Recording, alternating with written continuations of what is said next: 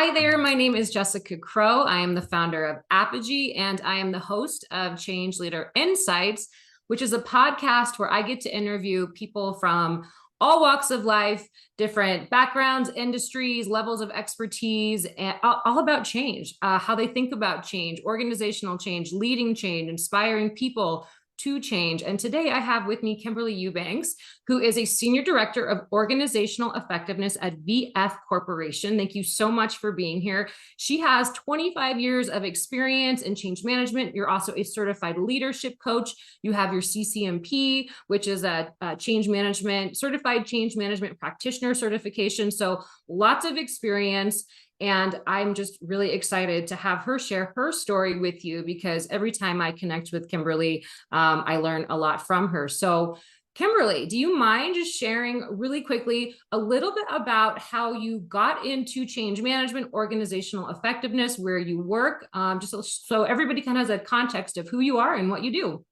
Absolutely. Thank you so much, Jess. I appreciate being a guest today. And I, as well as you, appreciate the engagement that we always have, right? Because you are such a fantastic, I think, connector. And I really appreciate that about you. And I love the show. So thank you for having me. Uh, Yes. so just a little bit about me, right? My background, to your point, more than 20 years of experience in business, retail, financial industries, and just love the idea of people, right? And I love to figure out how people think. And this goes back to even my early years of being in school. I was going to go to college for psychology, and I Hmm. decided not to major in psychology. But my desire to understand the human mind always remained, right? Yeah. So the connection there is that change management is all about mindset and Hmm. behavior and the way that people think and go through things. And so it was a natural connection that I didn't see until later in my career. I think it was probably 10 years ago I had this epiphany Like, about oh, my joy of psychology and the human brain and neuroscience, etc., and the connection to how I wound up in change management. So let me give you a little bit of background. I have worked in various organizations, Fortune 500 companies, and have a background that started in really and truly the operational side of business. hmm. So I started with understanding technology. I have a supply chain background. I have merchandising background. So a part of the buying team stood up various stores across the country for a former retailer. And so I have business background, but Hmm. also technology background, as well as process background. So Super it helpful. all Yeah. of that together, right, created this unique opportunity for me. And so that unique opportunity came full circle while I was at Sports Authority, which is a retailer similar to most folks will know now, Dick's Sporting Goods. Yep. And so during that time, I had an opportunity to share my metrics of we're not getting folks to adopt technology projects, right? So they were still Hmm. having shadow access databases, etc. And so my intention of going, and I found this company called ProSci, right? And Hmm. they were just, here in Colorado, and I was here. So it was an easy drive for me. I didn't have to go out of town. It didn't cost anything to travel, right? And so I learned about change management through ProSci, but understanding I'd already been working in quote unquote change management because I was trying to understand how we could get better adoption. That was my outcome. Yeah. How do I get people to stop using access databases and use the technologies that we've invested in? Yeah. And Yeah. so that was my problem I was trying to solve. Well, I enter into uh, ProSci training and I'm thinking, oh my gosh, these are my people. They Yes. understand. And so that's where I got introduced into actually just change management as a discipline, Yep. right? And so taking that training and bringing it back into the organization, and from there, just, leveraging the foundation that I started out with, but now my mantra is I'm not tied to a methodology. I Yeah. meet people where they are. Yep. And that for me is the most important part of the work that I do every day, even with organizational effectiveness, right? So you talk about team effectiveness, process management, you talk about organizational design and development. All of those aspects all require a people element. And in order for me to be good at what I do, I have to assess what the organization needs. Yep. And that's my foundational model is I just meet you where you are, taking the tools and the techniques that I've learned over time and translate them into what's going to get the best outcome for the organization that I'm working with. And in this case, in this instance, and this time of my life is VF Corporation, Yeah. right? Where we have many brands and many Global different, brands. Yeah. yes, global brands of Timberland and Vans and the North Face and Dickies, Napapuri, Smartwool. So all of these different brands that require some level of nuance, Yeah. right? And when you throw in the regionality with that as well, you get additional nuance. So this idea of meeting them where they are becomes times all of that, times the brand, Yeah. times the region, times the function, Yeah. all of those different perspectives. So and that requires a lot of agility. And I Yeah. know that's a word that folks use a lot, but truly, it requires a lot of agility to be a global brand and a global leader, because our company definitely is out in spaces that, from our sustainability and the work that we Yeah. do from an environmental standpoint, we are definitely on the cusp of many different components of retailing that weren't thought about 20 years ago, right? Yeah. And so that requires a different level of agility, and we have to be flexible in what we do and fluid. So those are words that I try and use often, but we also have a foundation in consistent in Yeah. certain processes and the ways that we work. So it's a delicate balance of agility with consistency. Yeah, to be as innovative as VF is, you would have to be an individual that sort of embraces that level of agility and can adapt quickly and pivot. And, from the conversations we've had, I know that you are doing that on a daily, weekly, monthly basis.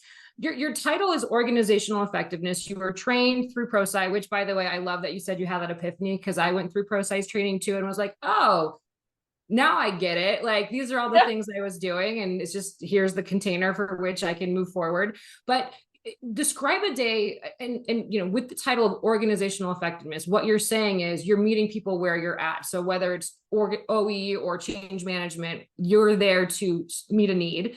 Can you describe a day in the life of Kimberly Eubanks, right? What is it? You've got regions and companies across, or brands across the globe, and all different people to work with. What is, like, describe your day? Yeah, Like, what yeah. does it look like? Yeah, I will tell you, number one, VF is an awesome organization to work for. I Yeah. absolutely love not only the people that I work with, but I love the company and It's what it stands huge. for and the Yeah. purpose that we have, the mission that we fulfill.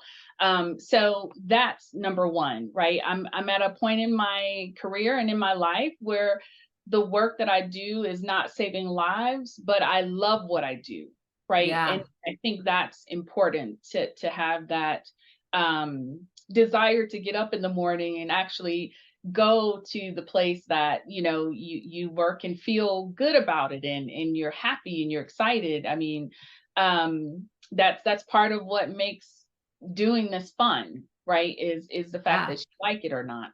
I would So challenge, though, that you're not saving lives because you're saving the planet, therefore you're saving lives. So the work that, yeah, so you actually are. yes, yes, I love that. Thank you. You're I love right. VF. But a day in the life for me is one that's different daily, right? Because Hmm. the point of we are global and we have multiple brands, working on multiple projects on any given day, as Hmm. well as, stepping into the places that require support. And as many people may know, in an organization the size of BF, we have change going on constantly.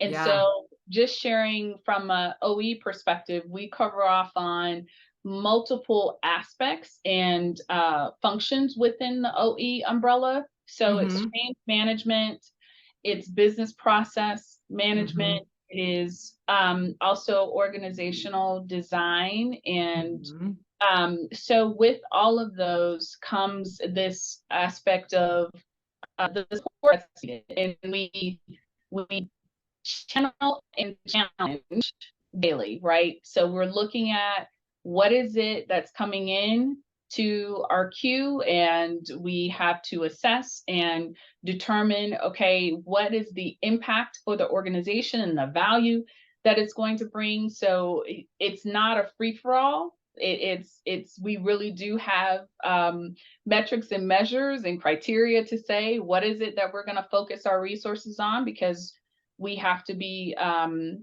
fundamentally sound in are the things that we're supporting really adding value to the organization, especially when you're working with a team that is lean, but also very much needing to be efficient and effective. So my day can be driven by what comes in, or it's driven by the things that we already have in our portfolio, which our portfolio is extensive, again, Yeah, I because we imagine. support so many brands, regions, and the various functions. So it's a fun day, but it's full of diversity. It's full of, Yeah.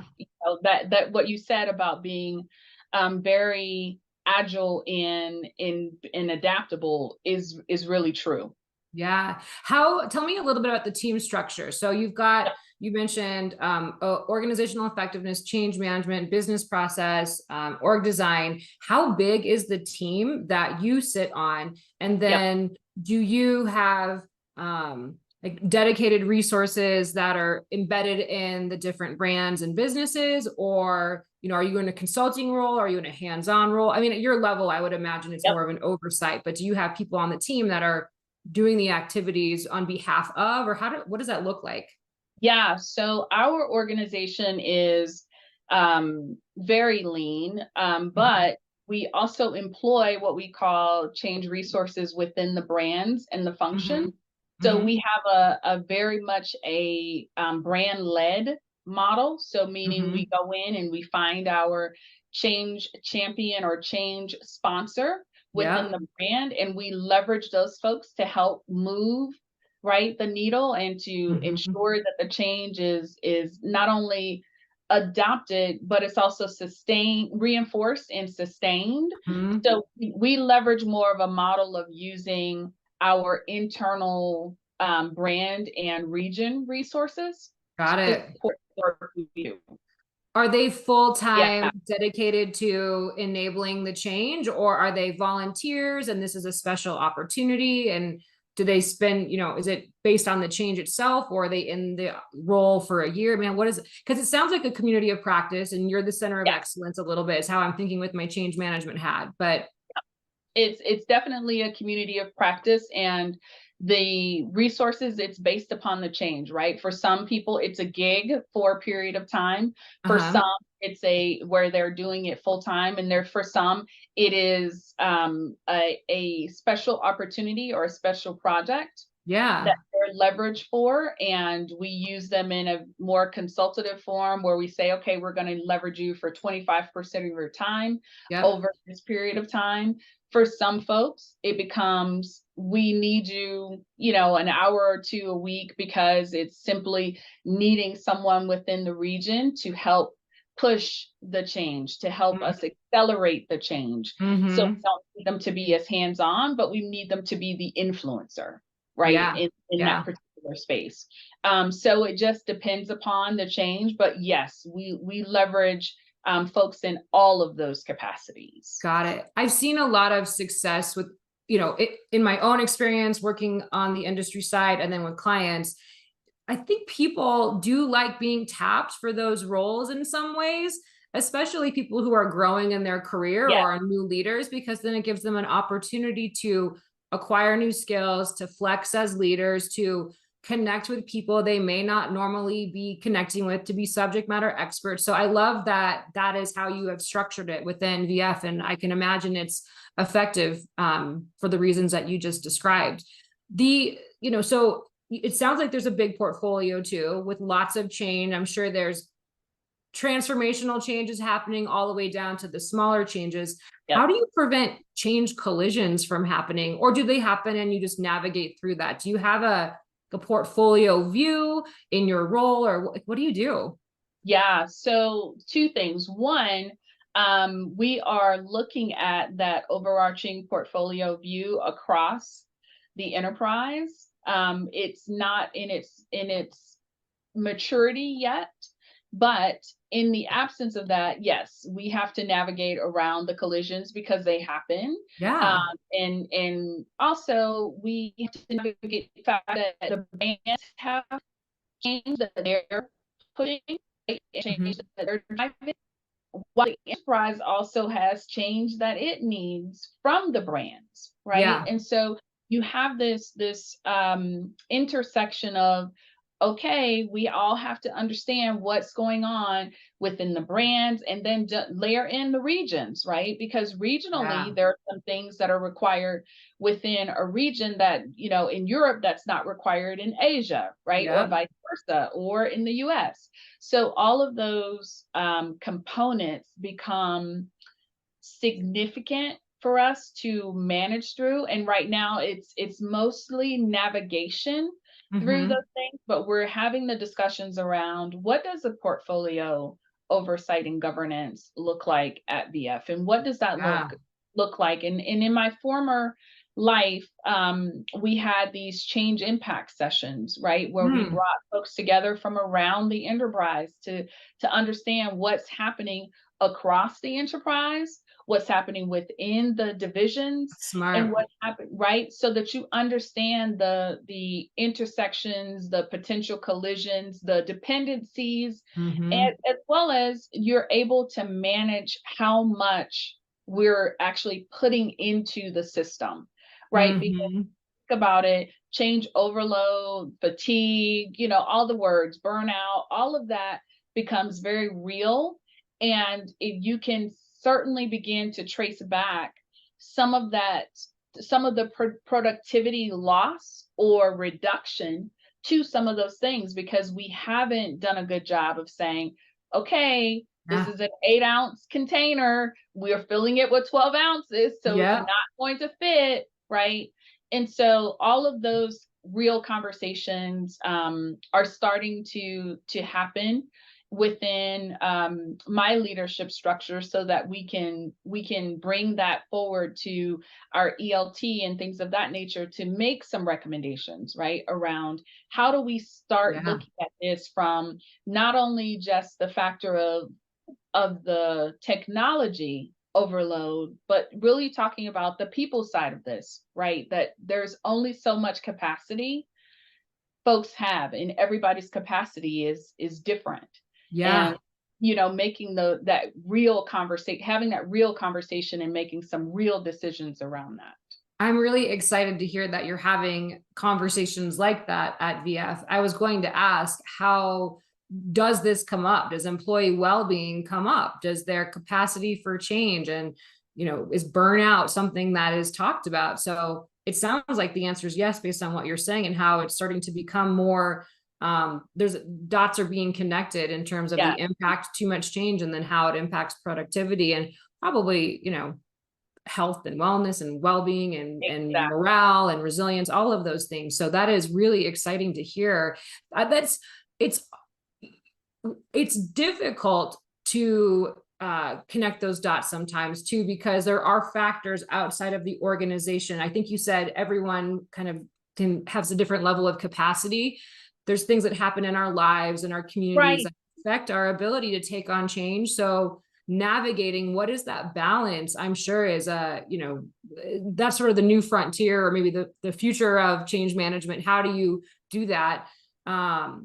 But I'm glad to hear that it is a topic of conversation, and keep me posted on what y'all learn and figure out, because then I can learn from you. um, Absolutely. yeah, I'm with you. I do think it's a new frontier for us to start to not only have the discussion around, but be able to share frameworks and techniques yeah, around how we navigate it, but also how we measure it. Because I think yeah. that's one of the biggest unlocks is when we Mhm. measure in change management. Because Yep, what begins to happen is that we can now tie it back to no real quantifiable. Here is what yep, we're actually um, we're improving, we're increasing, those the yep. words that folks like to hear. We're making more efficient. So those kinds of metrics, I think, will help in these discussions as we Yeah. move into the future. I totally agree with you. Well, and you have been practicing and been doing change management for a long time. Tell me a little bit about how you've seen the practice, the profession Mhm. evolve over the last couple of decades, and recognizing metrics and focusing on, the people side is going to continue to be important. Maybe walk us through what you've seen and where you'd like it to go even. Yeah, I think the first change that I would say I recognized is us going from these change management is only tied to technology Right. projects, right? Like Yep. the shift from, oh, change management is only thought about once it's time to launch a Yep. technology project. Okay, well that evolved into no, we need to be brought up front, right? And some of the even the assessment conversations around who our Mm-hmm. technology partners are, and being a part of the strategy formation, Yep. right, around these projects. So that's, I would say, the first thing that I would say I noticed that's changed over time. The second big thing is that we are thought about as thought partners, right? And Yeah. thought leaders. So we lean into not only having the uh, expertise in the people side of change, but we understand the change in totality. And I think Yes. that has helped the discipline become more and more engaging with leaders, and leaders have more confidence that this is not just fuzzy stuff, Or right? Because just for a soft long skills. soft Yeah. skill, Yeah. and that has been a challenge and a barrier. And I think the more we chip away at that by being those thought partners, and to your point, by bringing forward those metrics, that'll continue to be a big thing, and to also tie back to the results that Mhm. organizations see, right? And knowing that change management had a role in that, I think that is huge. And then I would say the third component for me is the fact of how we have really leveraged process to understand the gaps in Mhm. not only technology, but when you're talking about even org design, right? That Yep. when you assess that teams and structures are changing, and you assess, okay, well, where is my skill set today? Where's my team skill set today? And where do we need it to be tomorrow? And talk about that and do that gap analysis type of work, which is fundamental to what we do from a change perspective, because that's really at the heart of from to, right? Where we're going Yep. from, where we're Yep. trying to get to. And I think that, really leaning into that has really um, been a shift for the discipline. And so Yeah.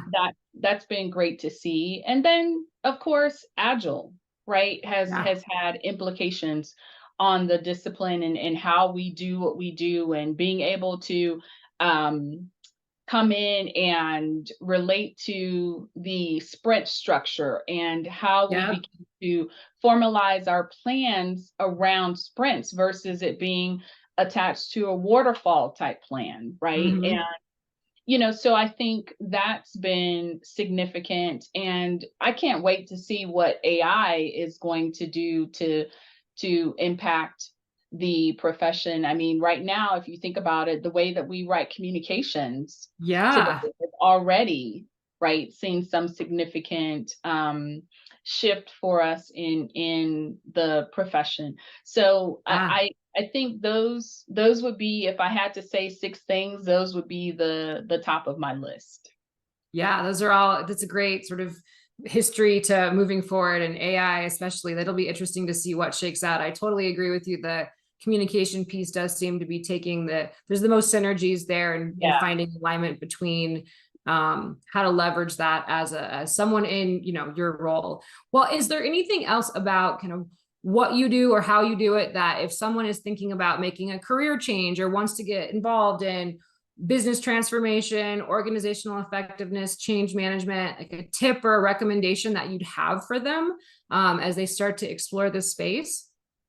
Yeah, I think one of the things that I would say, Jess, is to not think about this only as the component of the change management, as Yeah, in little change management, right? So, like the yeah, methodologies and the tools, that's one component. I totally agree. think, being in the space of looking at change leadership, right? And how we help leaders to become better enabled to help their organizations, their ability to lead through change, the ability to empathize in times of change, like really helping them get in and leverage the thing that we talked about first, right? So the tools, techniques, Yeah, methodology, that's foundational. But the change leadership component coupled with that, creates great synergy. But I think there's a third piece, right? This idea of how much capability we have, right, or aptitude we have within organizations. Really assessing that and coming to a point of understanding, and going back to something I said in the beginning, meeting the organization where it is. yeah, Don't try and force a methodology in its rigidness yeah, somewhere that it can't fit or it won't be successful, right? yeah, So thinking about those three pieces of the change management, of course, foundationally, change leadership, and then the change aptitude of the organization. Those three pieces together, I think if you can crack the nut on those, you'll have a great change system no matter what level you're at. You could be an entry level first year change practitioner to an expert or master class level. yeah. Those I love three that. things. I was going to ask, how would you describe organizational change leadership? And you basically just did that. That was beautiful. I loved it. So the foundation, the leadership, and then that aptitude for change. I really think there's no better way to summarize it. So thank you for that. It has been delightful talking with you and learning from you and hearing about how VF is structured and how you think about organizing and how you activate and work with your colleagues to accelerate change and be agile and adaptive while doing so. And I have no doubt that people who are listening in or watching this podcast will feel the same way. So thank you so much for making time to connect and be part of the Change Leader Insights podcast. And yeah, I look forward to future conversations with you. Thank you so much, Kimberly. Thank you, Jessica. You have a great day. You as well. Thanks.